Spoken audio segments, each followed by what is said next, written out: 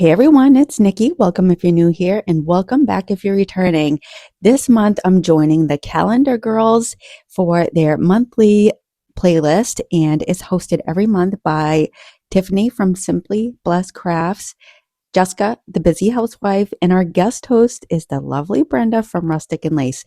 And the theme this month is snowmen. So you can go on Amazon and get a discounted snowman calendar or anything 2025, this tote from the Dollar Tree.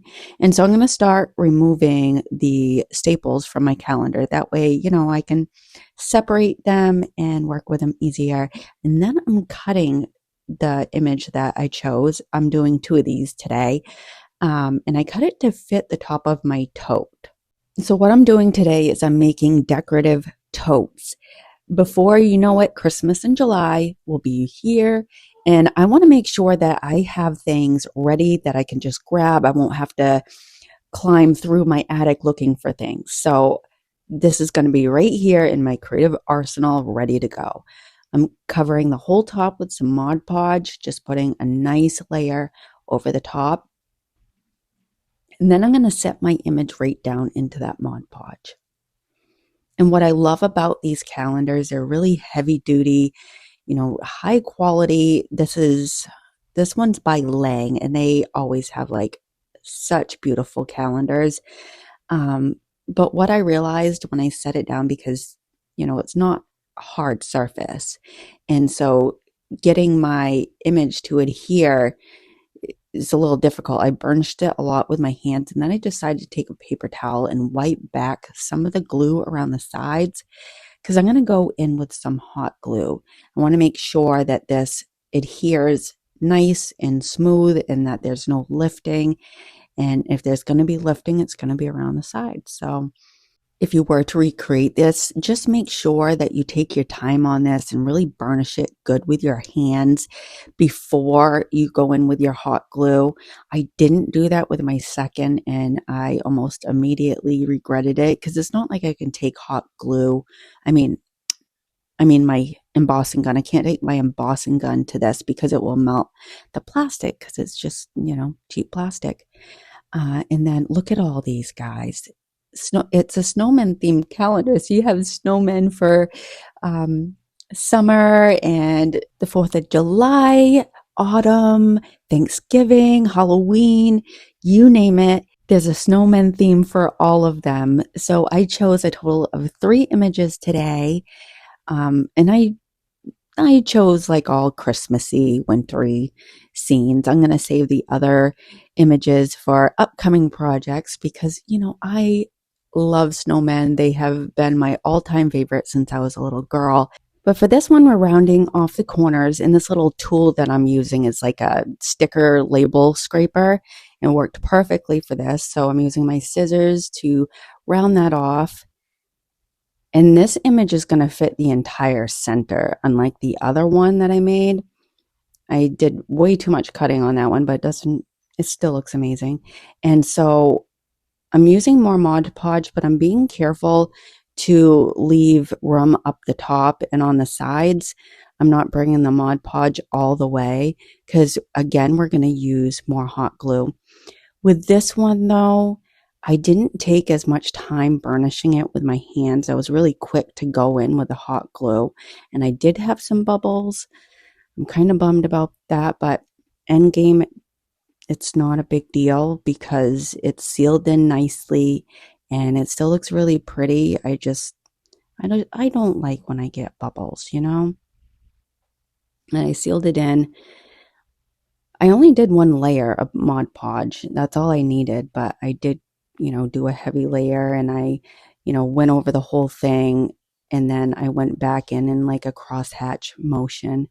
And I think it gives it like more of that realistic painting look if you do that. And I did use glitter Mod Podge mixed in with some matte Mod Podge, and this is how they came out. I think they came out so pretty. I'm very happy with the end result. And let me know, would you make this? What do you think about having totes specifically for whatever season. And, I don't necessarily need a label on those. I can just look and it's Christmas, right? I know. And then I took these tags, and the back of the calendars where they show what image will be month to month. Well, I cut those little images out, and I'm taking my glue stick and gluing them right down into or onto that little tag. I do have a little bit of overhang. I'm not worried about that because I'm going to go in with a sander. And I like to do that because I think it helps with the adhering process. But I just cut the bottom where it says the month and the year. I just cut that right off and repeated those steps. I made a total of 4 of these. These are such cute tags. You could use them as ornaments as well. I just had so much fun making these. I have a thing about making things on a smaller scale. I just love. So this is where I sanded off all of my tags, and then I took the color Cardinal Red by DIY and started painting some of these. I painted the top and the bottoms differently. I just mixed it up and had so much fun. I took Waverly's Antique wax and just painted the top of this one. And I wiped back a little bit, and you'll see I go back in. I just wanted to have a bit of a play here with these and just have fun making them.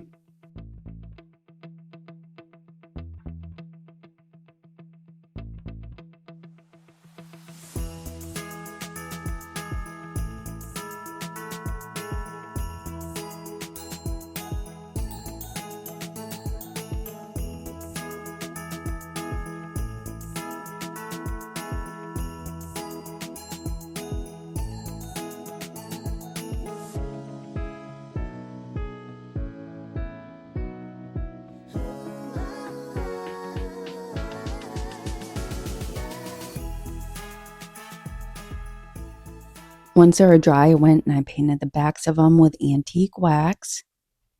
I only did 1 coat of the antique wax, and then I let them dry, and then I'm going to start to embellish them. And I'm using some Aleene's tacky glue and some really thin ribbons and beads. I'll just let you watch as I make these super cute.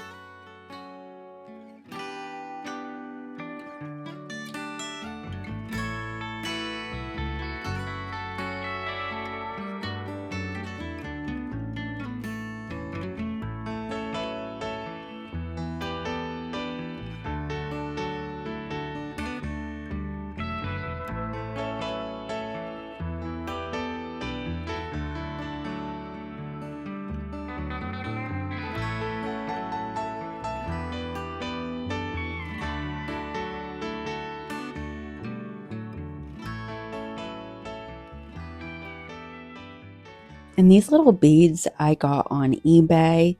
I'll try and link them down below. It's essentially like a chain, and they work perfectly for just about anything. If you want to have a border on something, just adds a little extra detail. And then I added some twine to this one.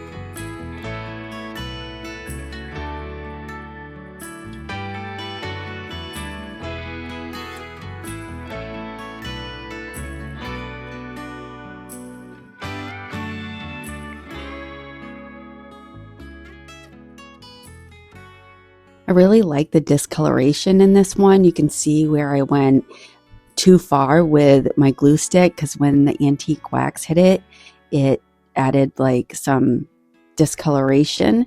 And I don't know, but I love that. I actually was thinking about trying that technique on something else just to see if I would like just like how that came out. I don't know. We'll see. Kind of like when you add a candlestick before a painting. Yeah, I think you get what I'm saying. And so I decided to make some little bows, and I just did the little, like a shoelace, like the rabbit ear thing that you do with laces. You make 2 loops and then you loop them into a knot together, if that makes sense. And I wanted to make it really tiny because these are tiny tags and they deserve tiny bows, right? And I'm sorry, I got out of frame with some of this. Sometimes I just get in my mojo and I'm going, and then I was like, oh, wait a minute. My hands were way too close to me.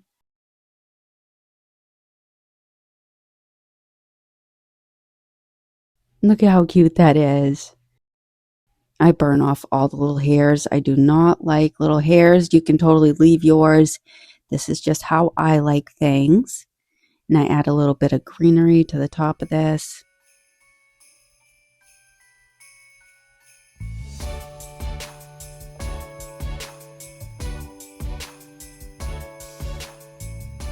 And I made another bow, and I added a little tiny rusty bell. Sorry, I'm out of frame here. Isn't that cute? It's just so adorable. I love these little tags. So you can see I added different threads, and I thought this one paired well with Frosty's scarf and the socks there on the sides. And I decided to burn the little hairs off this one too.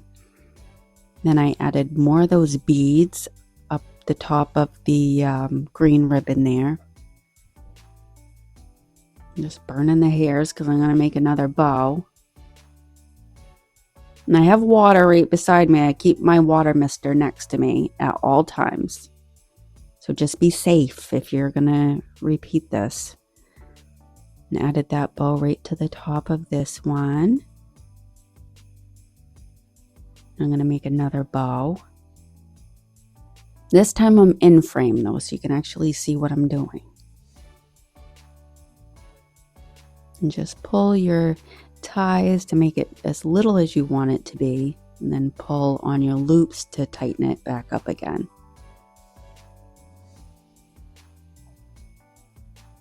Just like that, and then cut your tails off.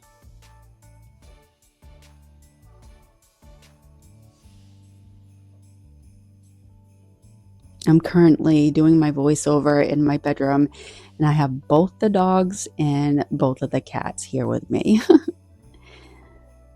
It's so cute how they all kind of congregate around me when I'm doing my voiceover. And then I added a little extra vintage charm to it and took my Tim Holtz Distress ink in the color Walnut Stain and just went around all the edges. And of course you can skip this step. Not everyone likes things distressed, but I do. I love things to look grungy and old, and yeah, that just is so appealing to me. Then instead of sealing it in with some Mod Podge, I took my ice crystal pen and just put a dollop on top and then smoothed it out with my finger. It didn't give me like any glittery effect to it, so once that was dry, I took my Krylon glitter spray glitter, there we go, and just sprayed a little bit on top of each one of these. I added one to this package so you can see just how cute it would look. I love this project. It was so much fun, and what a great use to a calendar. Like, those pictures are so tiny. I'm sure a lot of people would look at them and not really think anything of it, but I made them into cute tags.